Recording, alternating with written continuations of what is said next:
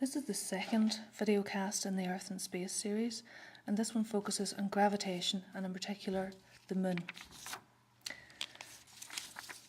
Now, what do we already know about gravity? Well, we know that gravity is an attractive force that acts between all objects that have a mass.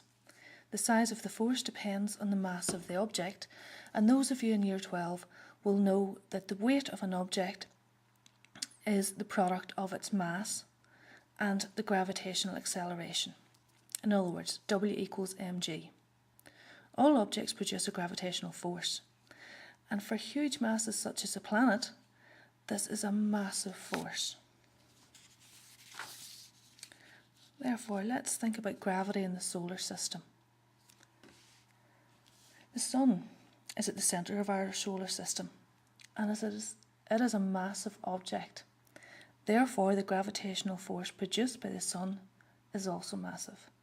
The mass of the Sun is about 300,000 times the mass of the Earth, so the Sun exerts a massive gravitational pull on the Earth. So what effect does this have? This attractive gravitational force between the Sun and each of the planets keeps them moving in orbits around the Sun.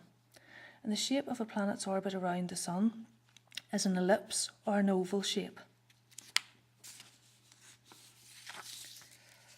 Gravity also has an effect on satellites. Now, what is a satellite? A satellite is any object that orbits around another object.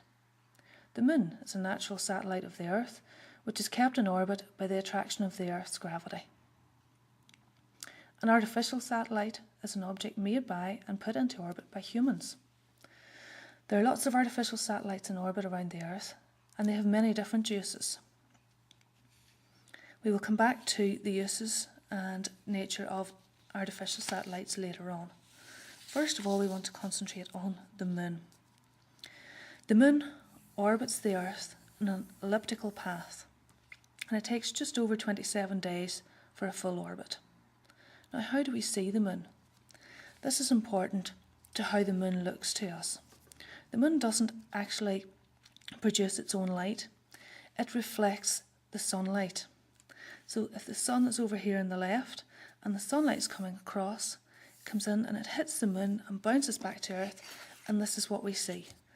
Therefore, if we were to draw a path of the Sun's rays, it would come in and hit the Moon and then be reflected back to the Earth.